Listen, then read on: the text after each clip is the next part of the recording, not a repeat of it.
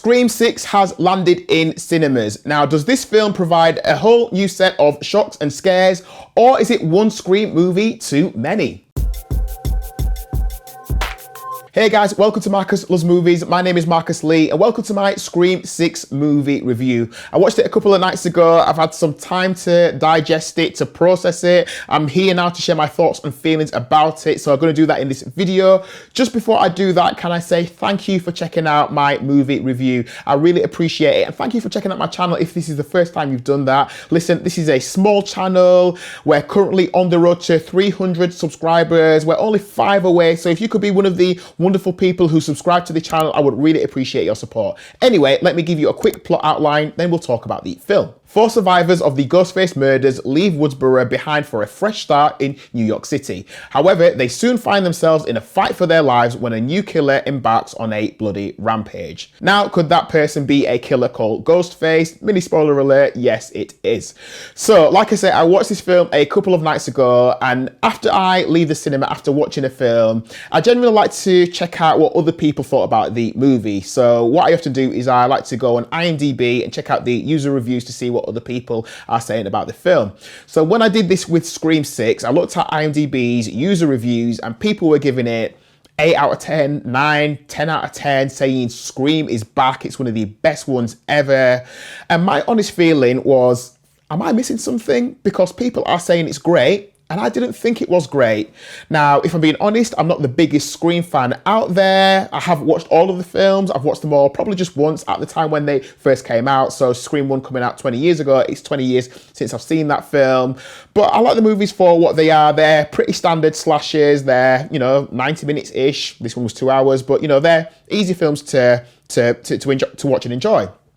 So we've got Scream 6, and it's a continuation of the story of the previous 5 films, but because of the gap that we had between Scream 4 in 2011 and Scream 5, which was last year, it's new, it's fresh, and it feels a bit like a reboot. And it's like, how do we now do Scream in the 2020s with the tech that we've got and the social media that we didn't have 20 years ago? So how do we do Scream in the 2020s? And there's a lot to like about this modern day Scream. So what I'm going to do, I'm going to talk about the things that I liked about the movie, because I'm not completely negative about this movie. There's a lot of things that I did like. So I'm going to talk about the things that I did like about the film, and then I'll talk about the things that I didn't like as much.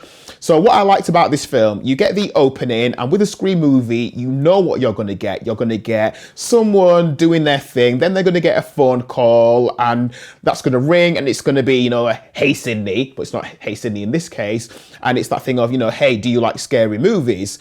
This film had those elements in it, but they were done differently. We get a big reveal at the start, something that we've not seen before, and I thought, well, props to the filmmakers. They've done something differently here. It's brave, it's different, to a point where you could have wrapped the movie up in 10 minutes and we could have moved on. But then it sort of reverts to type because we've got another hour and 50 to go. So it does something slightly different at the start, but then it reverts back to the Scream pattern of doing things that we know and love. I did like the new characters in this film. We've got the core 4 who are all really likable. Our lead actor, Melissa Barrera, I think she does a great job of being our lead protagonist, especially now that we've got no Neve Campbell. Apparently there was a big hoo-ha to do with contracts, etc., and that's the reason why she's not back. But now we've got Melissa, and she does a really good job of leading this film. It's looking good for the future.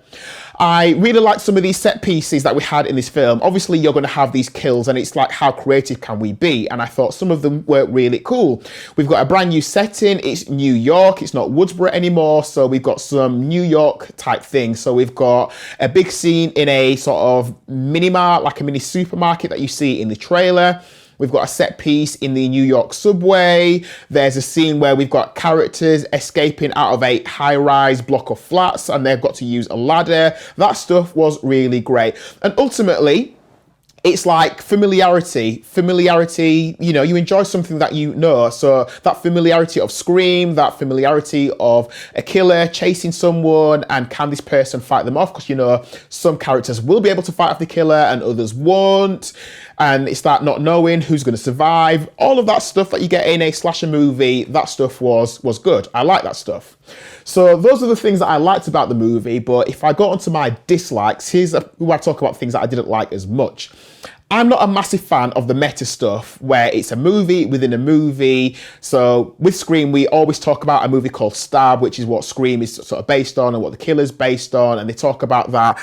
And they've always done that in Scream, but I'm not a fan of that stuff. So we have the main characters sitting around in a circle and talking about the rules of a slasher movie and a killer and the rules of a sequel and a prequel and a requel. So they're talking about the movie within the movie, which, you know, some people think that's clever and cool. Me, not so much.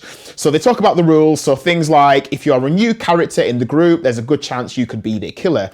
If you are a person who gets naked or has sex, there's a good chance you are going to get killed off. And also, if you are a legacy character like a Gale or a Dewey or a Sydney, there's a good chance you can be killed off. I know Scream does that, but you know, if people around you are being killed off, bumped off, I don't think you'd be casual, sat around in a group just thinking about, hey, these are the rules of a scary movie and it could be one of us next. I don't think you'd be like that.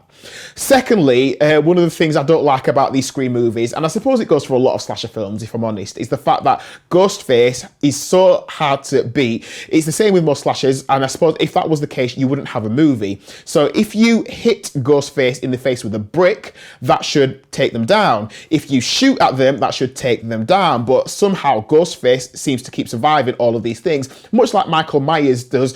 But after a while, it gets a little bit silly and it gets a bit annoying. So strong men can take on Ghostface, take this character to the ground, and the killer still manages to get the upper hand. They get knocked out, and then they still manage to get up at the last minute and survive. And also that thing of kill the killer when you get the chance. So if you knock the killer down, if you get the upper hand and the killer is on the ground, stop running away. This person is murking everybody, take them out, but that doesn't happen. So the killer gets knocked down and then the person kind of stands around them, then the killer gets up and then bumps them off as well. So that stuff generally annoys me, but I suppose if you didn't have that stuff, then you wouldn't have a film. And then also the motives for this killer, when you get to that final third, which I'm not going to spoil anything, the motives for the killer didn't make a lot of sense to me. I didn't think they were strong enough. I didn't think the motives were too great.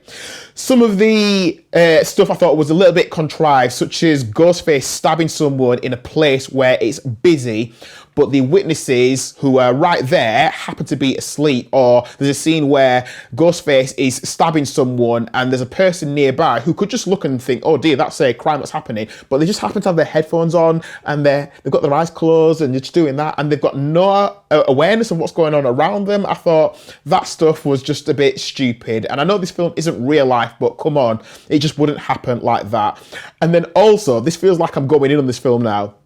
When people get stabbed repeatedly, how do they survive in this film? So you've got people who are getting stabbed multiple times, but they survive. Now, if you nick an artery, there's a good chance you can bleed out and die. Never mind having a knife plunged into you. And they survive. Listen, if I stub my toe in the morning, I'm not getting up for the rest of the day. If I've got man flu, I'm staying under the covers. Never mind being stabbed. So how do these people keep getting up after they've been stabbed? I didn't get that. I respect the filmmakers trying to do something different and the way they try to wrap up the film and hint in going in a different direction at the back end of this film. I think it's a bold decision. It's looking towards the future and I like some of that. But the thing I think with Scream is that nothing massively shocks us or surprises us anymore. This is our sixth trip on the Scream train. So, you know, to surprise us, you've got to do something massively different. And I don't think they do. Yes, it's gory. Yes, it's more violent than anything we've probably seen. But I think we've become a little bit desensitized to Ghostface. Maybe it's because we had two Scream films back to back, really so close to each other. And like I say, when I watched the trailer, I was excited about it. But I think some of that shock factor, some of that shock value has gone. You know, come the end of the movie, there's going to be that Scooby Doo moment where the killer takes off his or her mask and they explain their motivations long enough for the protagonist to find a way out of the fight. You know, all of that stuff happens and yeah, it happens. Having said all of that, if Scream 7 comes out, and I'm sure it will, I will still go see it because I am a movie fan. I love going to the movies. I'm always willing to see what filmmakers might do next and what direction they might go in. So overall, yes, I thought this was a decent movie. It's a good movie to watch on the big screen. If you're a Scream fan, you're going to love it. But I don't think there's anything massively new about this film. Maybe it was too close to Scream 5. Maybe if we'd had a 10-year, 12-year gap, it would have felt all the more shocking. But there's nothing massively new or amazing about this Scream film, which is a shame. But it was still all right. So my official Marcus Loves Movies rating for Scream 6 is, mini drum roll, 3.5 stars. So guys, that is what I thought about Scream 6. Do you agree with me? Do you think it was decent? Did you think it was brilliant? Did you think it was such a letdown? I would love to know what you think, so please leave a comment in the comment section. And whilst you're here, could you do me two quick favors? One, give the video a like. And like I said, I'm on the road to 300 subscribers. So if you like movie reviews like this one, if you like trailer reactions and film discussion, please hit that subscribe button. I would really appreciate your support. Let's grow this channel. Let's grow this community. Thank you for watching my Scream 6 movie review. Please stay tuned for the next movie review that I do, and I will catch up with you again soon. So until then, take care of yourselves, and thanks for watching.